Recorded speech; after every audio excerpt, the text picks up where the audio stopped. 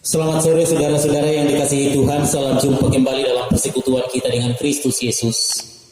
Bersama kita akan menyatakan hormat dan pujian kita kepada Tuhan dalam persekutuan hari ini lewat pada persekutuan perempuan dan digabung dengan kebaktian rumah tangga keluarga Yonatan Pakenden cabang kebaktian Dayak.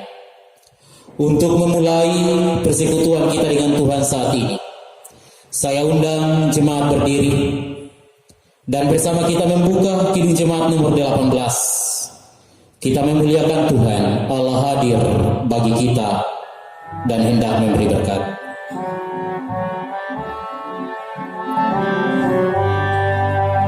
Allah hadir bagi kita dan hendak memberi berkat, melimpahkan kuasa rohnya bagai hujan yang lebat. Dengan Roh Kudus ya Tuhan, umat-Mu berkatilah, baharui hati kami, oh curahkan kurnia.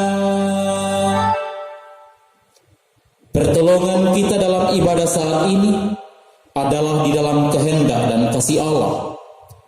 Turunlah anugerah salam dan damai sejahtera dari pihak Allah di dalam Yesus dan Roh Kudus, menguduskan jemaat dan keluarga penghimpun keluarga Yonatan Pakenden saat ini. Amin.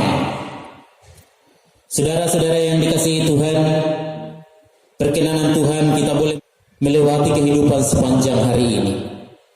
Karena itu layaklah kita memuji dan memuliakan Dia. Kita membuka kembali kidung jemaat 64.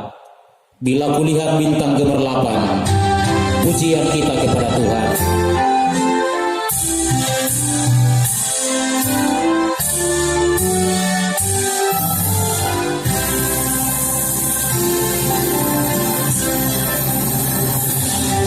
Kulihat bintang gemerlapan dan bunyi guru riuhku dengar. Ya Tuhanku, tak putus aku heran melihat ciptaan-Mu yang besar.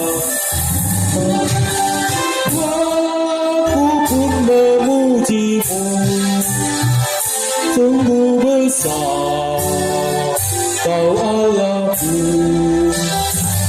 Maka jiwaku pun memuji-Mu, sungguh besar Kau Allahku. Kita akan bersama membaca dan merenungkan firman Tuhan. Karena itu mari terlebih dahulu kita satu dalam doa. Mari kita berdoa. Ya Tuhan, kekasih jiwa kami bersyukur hari lepas hari yang Tuhan peliharakan kami, hingga di akhir pekan ini kami boleh berkumpul bersekutu lagi di dalam Dikau. Lewat persekutuan perempuan digabung kebaktian rumah tangga. Kami akan membaca dan merenungkan firman-Mu ya Allah. Karena itu layakkan dan buka akal hati kami, sehingga kami mengerti dan memahami apa yang Tuhan inginkan dalam hidup ini. Berfirmanlah Tuhan Yesus, kami sudah siap merenungkannya. Amin.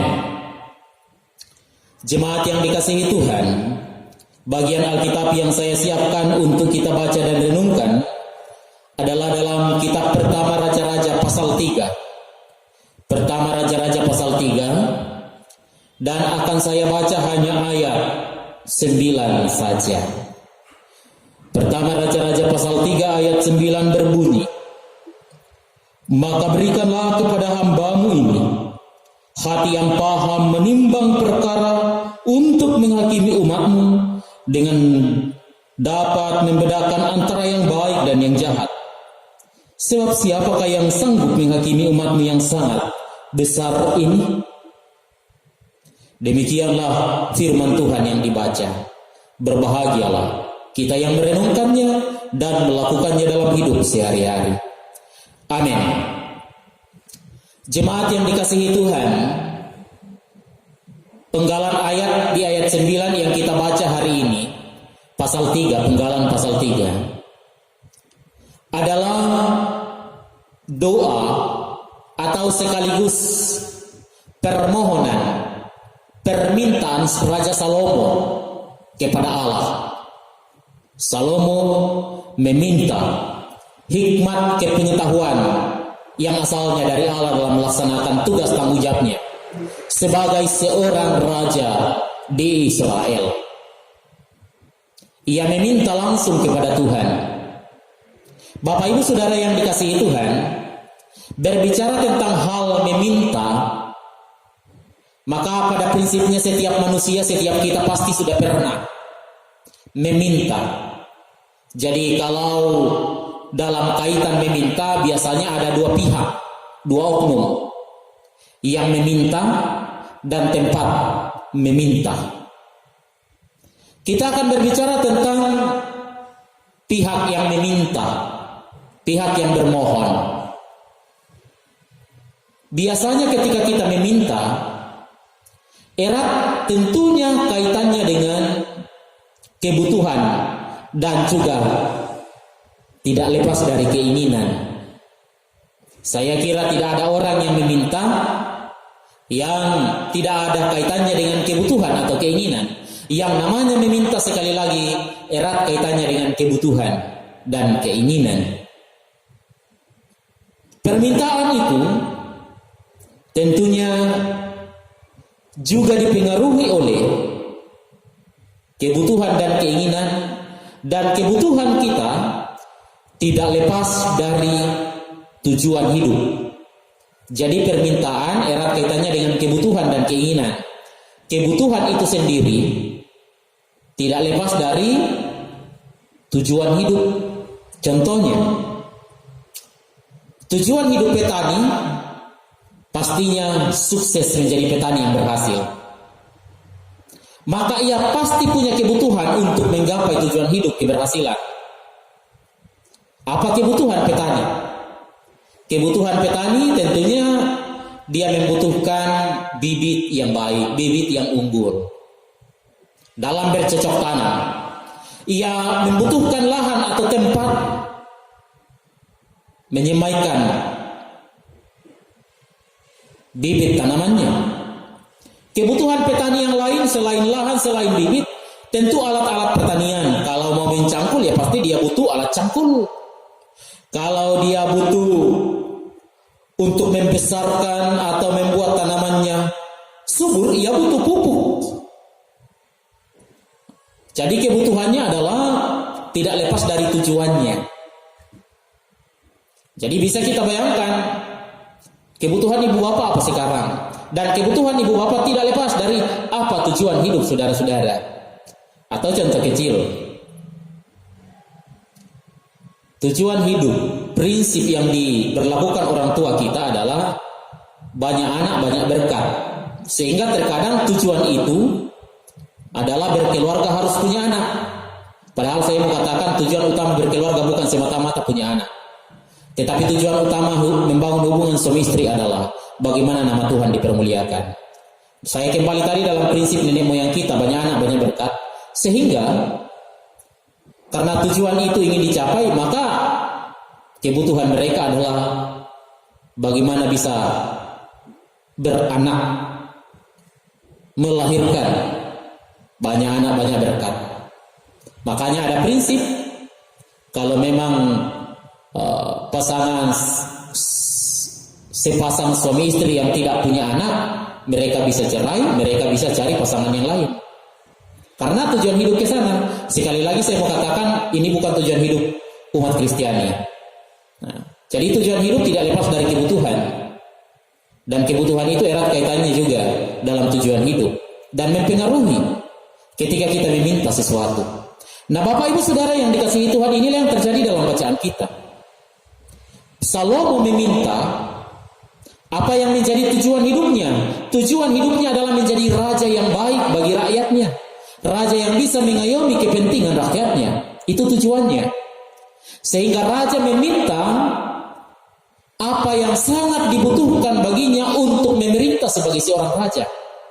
Maka menurut Salomo, yang paling ia butuhkan untuk menjadi seorang pemimpin adalah ia membutuhkan hikmat pengetahuan yang asalnya dari Allah, membedakan mana yang jahat, mana yang benar, mengadili hidup dan kehidupan umat Israel. Karena ia tahu tujuan hidupnya, ia punya tujuan hidup, maka tentu ia membutuhkan banyak hal dalam menggapai tujuan hidup. Dan Salomo tahu bahwa kebutuhan hidupnya adalah hikmat pengetahuan untuk memimpin umat Israel. Kita tahu bersama bahwa pada zaman pemerintahan Raja Salomo, umat Israel betul-betul ada dalam masa kejayaan, kaya raya. Salomo memerintah dengan penuh hikmat kebijaksanaan, mengadili perkara bangsa-bangsa, walaupun kita tahu sejarahnya pada akhirnya kemudian Salomo jatuh karena ia terbuai mempunyai banyak istri. Bapak Ibu Saudara yang dikasihi Tuhan, Salomo meminta hikmat kebijaksanaan ketika Tuhan mengatakan kepada Salomo, apa yang kau minta? Mintalah maka akan kuberikan kepadamu. Salomo tidak meminta kekayaan. Salomo tidak meminta menjadi seorang yang kebal ketika ia maju berperang. Tetapi Salomo meminta apa? Hikmat pengetahuan, hikmat kebijaksanaan. Ini adalah sesuatu yang indah. Coba baca ayat 13 di pasal 3, satu raja-raja mengatakan, dan juga apa yang tidak kau minta aku berikan kepadamu, baik kekayaan maupun kemuliaan. Karena Salomo meminta hal yang paling dia butuhkan. Bukan hanya sekedar keinginan, tetapi betul-betul yang dia butuhkan akhirnya apa? Tuhan menambahkan. Bukan hanya yang dia minta, tetapi Tuhan juga menambahkan kekayaan dan kemuliaan. Karena Salomo ada pada jalur meminta dengan benar, sesuai kebutuhan, bukan sesuai dengan keinginan. Kebutuhan dan keinginan itu beda-beda tipis. Manusia seringkali cenderung memenuhi keinginannya, meminta keinginannya, padahal belum tentu itu adalah kebutuhan utama dalam kehidupannya. Bapak Ibu Saudara yang dikasihi Tuhan, mari kita belajar dari kehidupan Salomo. Salomo meminta apa yang sungguh-sungguh ia butuhkan, bukan hanya sekedar apa yang dia inginkan, tetapi apa yang dia butuhkan. Dan ia meminta bukan kepada siapa-siapa, tetapi kepada Tuhan. Karena ia tahu bahwa tugas dan tanggung jawabnya bukanlah sesuatu yang mudah. Dan ini menjadi pelajaran berharga bagi kita. Tentu menjalani kehidupan ini, banyak hal dalam kehidupan kita yang membutuhkan memang pikiran yang jitu, kecerdasan yang memang betul-betul prima untuk melangkahkan kaki dengan baik dan benar. Salomo memberi pelajaran berharga. Mari meminta hikmat kepada Tuhan, sehingga kita boleh menjalani hidup ini, meminta kepada Tuhan apa yang sungguh-sungguh kita butuhkan. Kalau ibu bapa, seorang suami, mintalah menjadi suami yang bijaksana. Jangan hanya sekedar meminta suami yang disayang istri, tetapi paling tidak suami yang bijaksana. Kalau seorang saudara adalah seorang pegawai, jadilah pegawai yang baik. Mintalah kehidupan menjadi pegawai yang berkenan di hadapan Tuhan. Karena itu saudara-saudaraku yang dikasihi Tuhan, menjadi perenungan bagi kita, Allah yang kita sembah ini Allah yang selalu terbuka, Allah yang selalu sedia memenuhi kebutuhan kita ketika kita sungguh-sungguh berserah kepadanya. Tetapi satu prinsip, apa yang kita minta kepada Tuhan bukan hanya sekedar keinginan pribadi, tetapi bagaimana yang kita minta adalah bisa menjadi berkat bagi orang lain. Dan ini yang terjadi. Salomo tidak meminta hanya kekayaan untuk dirinya sendiri, kemuliaan untuk dirinya sendiri, tetapi untuk kepentingan rakyatnya, bisa memimpin rakyatnya. Demikianlah hidup ini. Untuk kemudian diberkati Tuhan, merasakan berkat Tuhan, maka mintalah sesuatu yang bisa menjadikan kita menjadi saluran berkat bagi orang lain, yang dipakai Tuhan untuk menjadi berkat dalam kehidupan setiap orang. Tuhan akan selalu memberikan kita hikmat bagi kita yang sungguh-sungguh selalu memohon berserah kepada Tuhan. Amin. Saudara-saudara yang dikasihi Tuhan, firman Tuhan boleh kedengaran lagi hari ini. Karena itu mari kita merespon dengan penuh sukacita firman Tuhan. Sebelum kita satu dalam doa syafaat, kita membuka Kidung Jemaat 291 sekaligus nyanyian respon dan nyanyian syukur kita kepada Tuhan. Mari bersyukur semua Kidung Jemaat 291. Kita akan nyanyikan bersama-sama.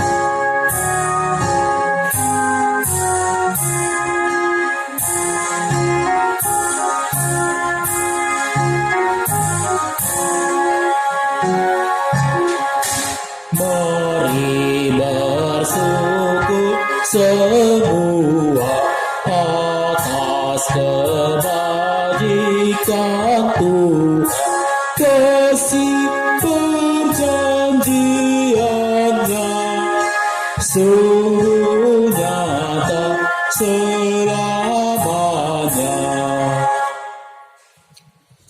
Kita akan bersama-sama satu dalam doa syafaat, dan dalam doa syafaat ini kita akan mendukung kehidupan keluarga Bapak Yonatan Pakenden, salah seorang anggota keluarganya Karaeng dalam pendidikan, tentu anak-anak juga dalam pendidikan dan pertumbuhan, dan orang tua di mana saja mereka berada.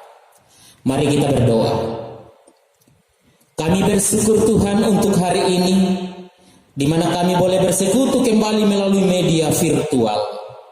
Kami yakin ketika kami sungguh-sungguh bersekutu kepada Tuhan, walaupun ragawi kami terpisah, tetapi kami percaya ibadat kami akan selalu berkenan kepada Tuhan ketika kami lakukan dengan penuh sukacita. Berkati jemaatmu yang beribadah hari ini, berkati keluarga yang menghimpunkan kami, keluarga Yonatan Pakenden, dalam ibadah persekutuan perempuan dan ibadah rumah tangga. Berkati Pak Yonatan Pakenden dalam tugas tanggung jawabnya. Setiap saat, baik ia di Makassar ketika ia keluar kota Makassar ke daerah untuk mencari nafkah atas pekerjaan yang digelutinya, Engkau Bapa tetap memeliharanya, memberkatinya, sehingga ia akan selalu kuat dan sehat. Pekerjaannya diberkati Tuhan dan selalu berhasil di dalam nama Tuhan. Ia akan selalu pulang ke tengah-tengah keluarga bersama, berjumpa istri dan anak-anak dengan penuh sukacita. Tuhan berkati Pak Yonatan Pakenden. Pekerjaannya di dalam Tuhan berhasil. Tempat di mana dia bekerja akan selalu bersukacita. Kami berdoa buat istri terkasihnya.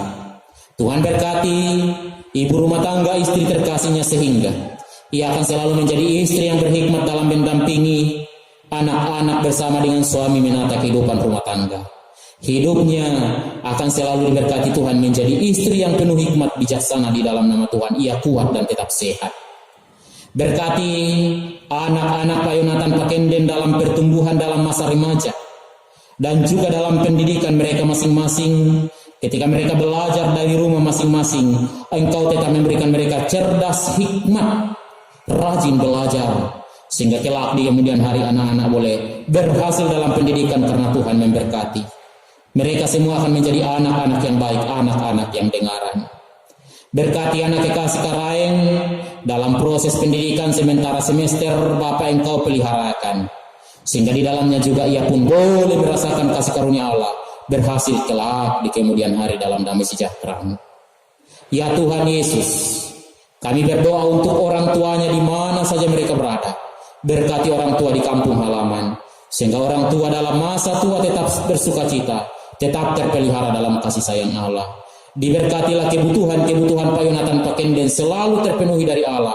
Mereka tidak akan pernah berkekurangan. Berkati persembahan syukur hari ini Bapa, berkati jemaatmu, sehingga hidup ini dipelihara Tuhan. Esok boleh jumpa lagi dalam persekutuan ibadah live streaming jemaat Moria. Ini syukur dan pengharapan iman kami. Kami bawa dan alaskan hanya di dalam Yesus yang sudah mengajar doa Bapa kami bersama demikian. Bapa kami di surga, dikuduskanlah namamu, datanglah kerajaanmu, jadilah kehendak-Mu di bumi seperti di surga. Berikanlah kami pada hari ini makanan kami yang secukupnya, dan ampunilah kami akan kesalahan kami, seperti kami juga mengampuni orang yang bersalah kepada kami. Dan janganlah membawa kami dalam pencobaan, tetapi lepaskanlah kami dari yang jahat, karena Engkau yang punya kerajaan dan kuasa dan kemuliaan sampai selama-lamanya. Amin. Saudara-saudara yang dikasihi Tuhan, kita akan menerima berkat Tuhan. Karena itu saya undang kita sama-sama berdiri dan kita membuka Kidung Jemaat 408. Di jalanku ku diiring, kita akan nyanyikan bersama-sama.